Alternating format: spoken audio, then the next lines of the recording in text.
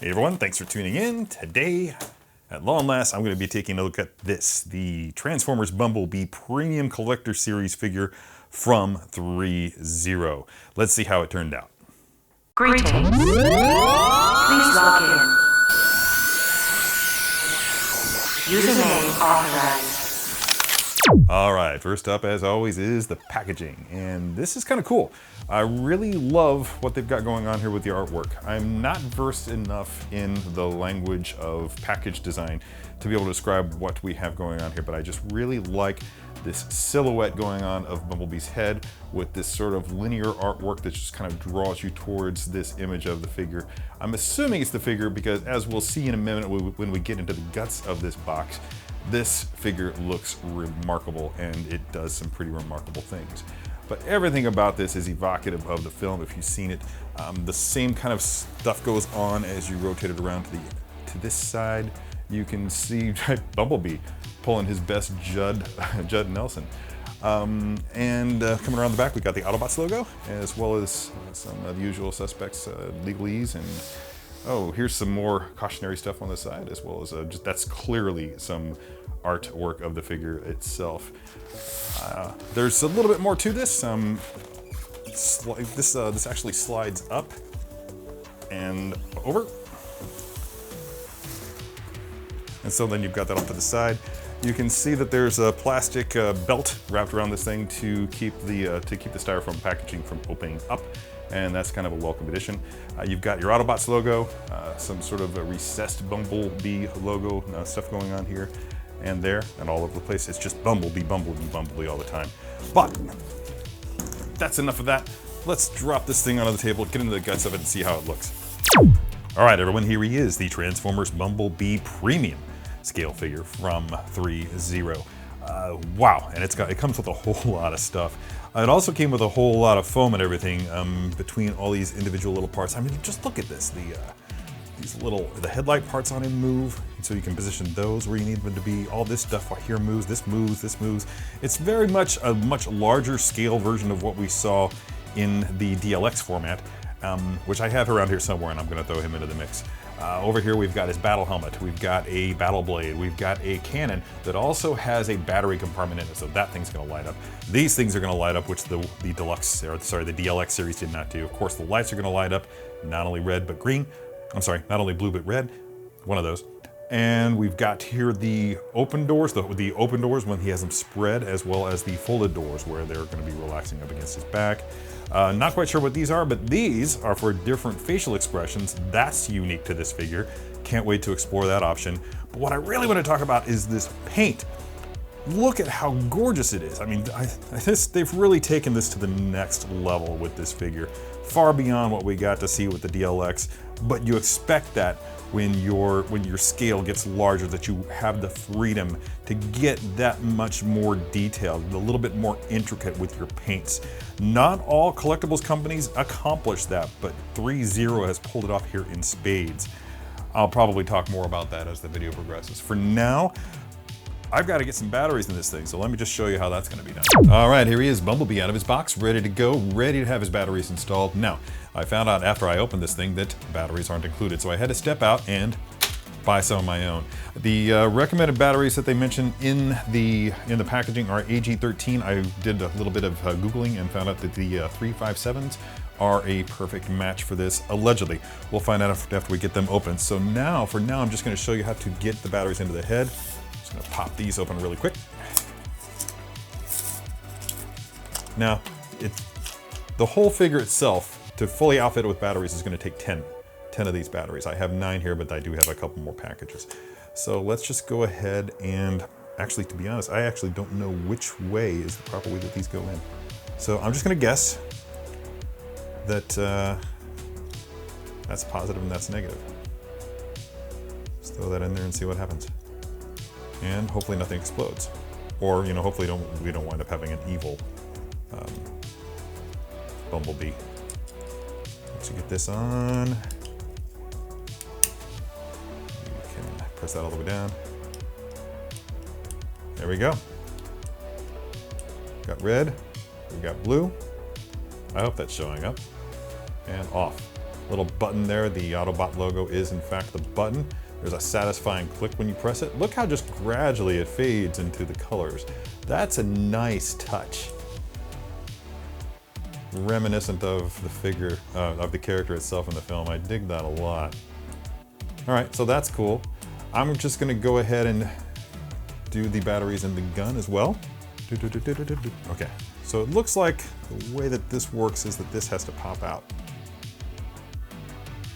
Oh, I see.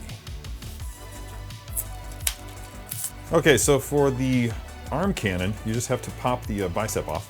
Slides right off, easy peasy mac and cheesy. And looks like, yeah, just like in here, the back. The flat little silver plate in there, as opposed to the pointy end, is going to be where the positive end goes. I kind of wish I had tweezers. I frequently do. I don't know where they are right now, so. All right, that's there. Then once that happens, you can get this arm back on. I should have taken note. Oh, I'm doing it backwards. There we go. What's happening here? Well, son of a bitch. Okay, once you've wrestled through the different variations of where you can put that arm together, you can drop that down. The button for the cannon is, somebody didn't do his homework. Now, sadly, what I'm finding out is that the on-off switch for the cannon is also on the inside here, so you have to, you actually have to dig in here. It's a little tiny thing that I don't even know if it's showing up. And then put that back on, and you can see that the cool little laser beam is right there.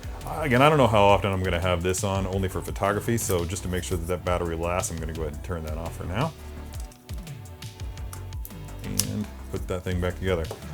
Same principle is going to apply for this head, so I'll just go ahead and show you those in photography. Time to move on to the close-up of the chest, which, just to show you, I'm just going to take this off right here. Boom.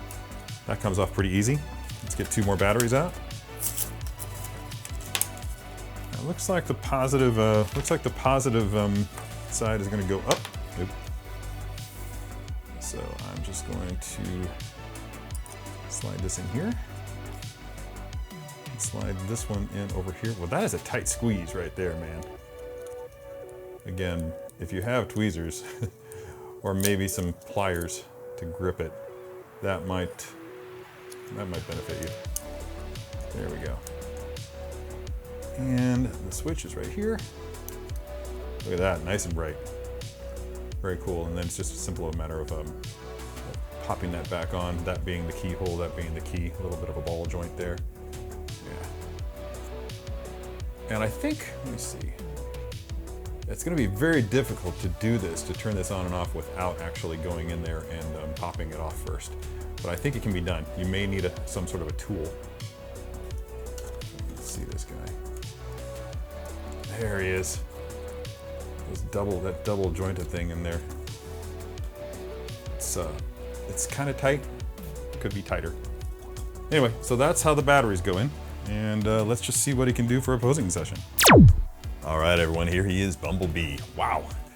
He is very, very large. Now, as promised, I'm just gonna go ahead just for the sake of, and just get this out of the way right now, but this is the Bumblebee DLX series.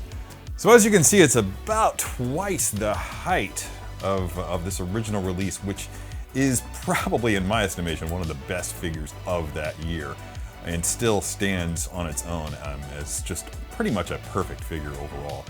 My first impression of this is that they've legitimately ported a lot of the stuff, a lot of the things that they learned with this figure over to the Premium Scale figure. Premium Scale isn't actually, they just call it the Premium figure. The big bonus that we get here, obviously, is because of the larger scale, then Threezero was actually able to implement a much more detailed weathering layers, much more detailed weathering layers on top of the yellow paint scheme than what we got over here. So while this is extraordinary for its scale, they did not slack when they upscaled. They took the opportunity to really, really deliver when it comes to the detail, the weathering, the dripping bits of rust that you see down there. It's really just a rich, rich paint scheme. Points of articulation here, there are several. The cool thing is, look at that, just a slight little bit of an extension there. And then of course you just have your regular, man, this is just, there's so much going on here, and it seems to be so delicate that I do have a concern. But it seems like these little plastic pieces right here, they're flexible, so they won't break easily, but at the same time, you just don't want to like run the risk of doing anything that's going to damage them. So just be really careful when you're moving. And see over here, I just gripped it by that, and it just kind of moved out of the way. So just be really careful how you grip the figure and in what position you have the forearms in when you begin to flex them. Now, I've said it before in multiple videos, and I'm going to say it again now with this figure. I'm sensing that this is probably a very, very important bit to add. But when you're working the joints like this, then make sure that you grip the figure, make sure that you grip the appendage as close to that point of articulation as you can. The further out you go, the more likely you are, the more leverage that you create, and the more likely you are to cause some catastrophic damage to that point of articulation. So you don't want that. Just keep your hands as close as you can to the joints at all times, anytime that you're making a bend. All right, so we've got that. We know what that can do.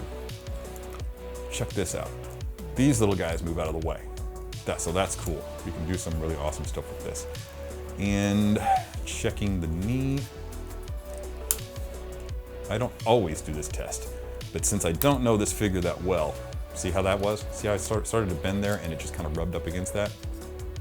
No damage to the paint. That's a gift.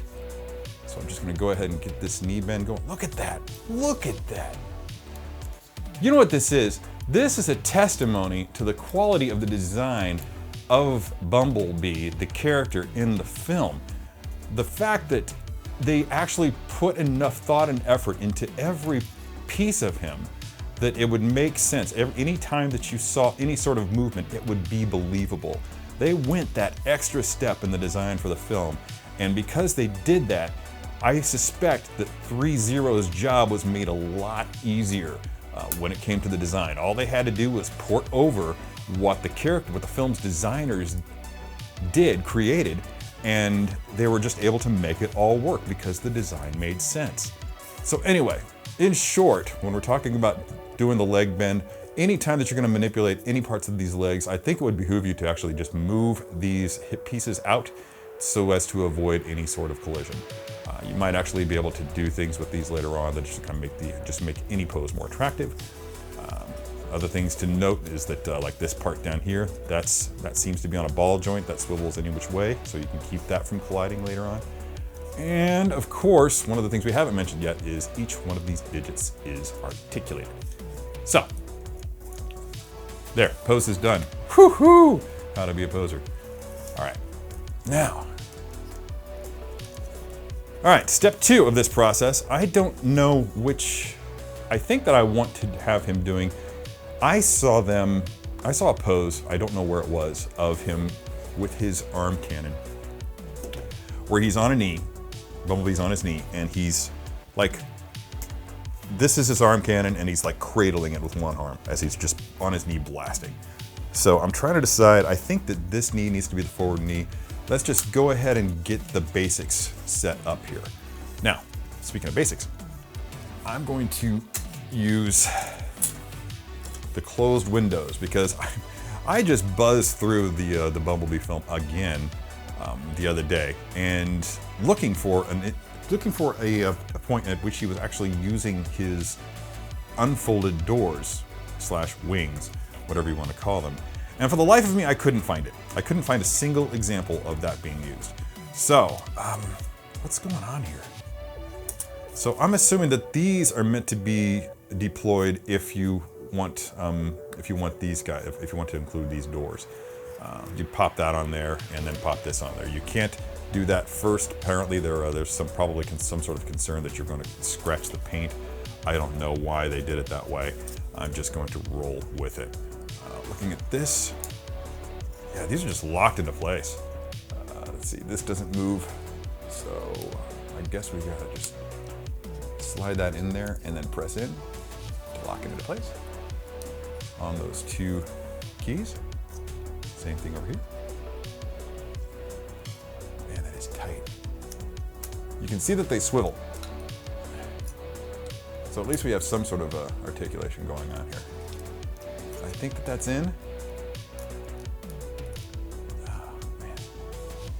Yeah, so you get a little bit of a bend there. Let's rotate that inward. Okay. Don't want them colliding. All right, that's fine. Okay, that's out of the way. Speaking of out of the way, let's get those out of the way. We don't need those anymore, or this. And I think he's gonna be using this head in what I have in mind. So that means we don't need all these eyebrows. I'll show you that later. Cool little thing here that I can point out is that I'm just gonna pop out Bumblebee's head for this. But his regular head, his non-battle portrait, if you will. Let's see if I can get these out. Maybe I have to pop the head top off. This is, popping the top off here is, as I showed you earlier, is the way to get the batteries in. And I think that, yeah, once you pop that off, then it makes it easier for you to just pop out the various, they call them eyebrows, and I think that that's probably kind of appropriate, although I feel like the eyebrows would be more, the analog for eyebrows is more this chrome bit right here. This feels to me more like, at the very least, it's a little bit eyelids, an eyelid analog. So you can grab another set. Let's see. You can see that the key is very specific, so there's a flat part at the top of it, and that you can use that as your guide. So let's see which ones I have here. It's kind of hard to tell when you're just looking at them. Somewhat closed. Put that on and it just looks... Does he look sad there? Or just like he's squinting? He kind of looks sad there. Looks like sad bee. So there's 4, I guess a total of 4 different sets of eyelids / eyebrows that you can apply to the figure. And wow, yeah, that's angry. Oh, I love that. Look at that, angry bee. Yep. Look at that, angry bumblebee. Yeah. That could be cool, but that's not what I want to use today. All right, I'm just gonna reset this head, put back on the normal eyebrows. I'm getting good at this. Practice makes perfect. Poser tip. But for this pose, we're gonna be using the battle head. Let's just bring that head back in here. Oh yeah, cool. Yeah, that's his business face. All right, let's pop this arm off. Very easy to do. They made that very simple for me. Thank you very much for that. And this is his bicep, so that's gonna go up. Oops, yeah, okay, again, you see what I did there? Be careful where you apply pressure when you're trying to counter the effects here. Oh, man, what's going on here? Bend that up. Does that bend? Yeah, it does, it bends right there. There we go. Rotate that. Done. Okay, we got a cannon.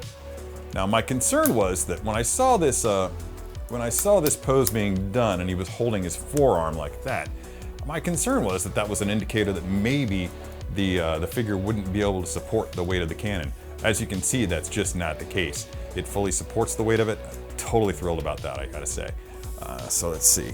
I'm gonna do this leg forward, so let's move this out of the way so that I can get some bend. I'm really nervous about this. The thing about my experience with posing 6-scale figures, for instance, is that okay, look at that. That's just very, very flexible. I keep thinking that it's broken, but it's not. It's just on like hoses and such. But the thing about posing a completely unique figure like this is that when I'm posing the usual 6-scale figures, those figures come on a body that is familiar. It's basically the same body no matter what you get. Basically at their foundation, at their core, 6-scale figure bodies are pretty much the same.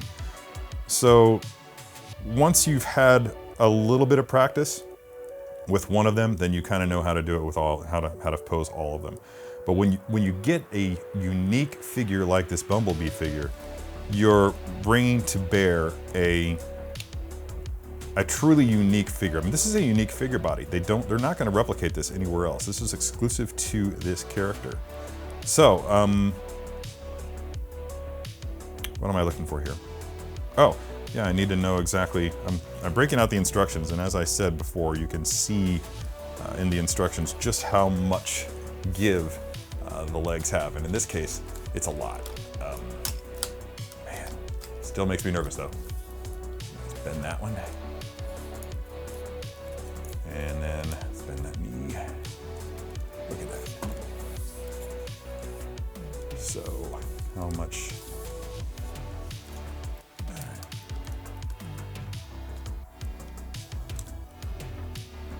Wow.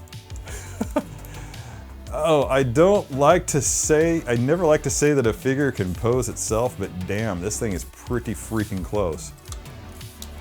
Wow. Wow.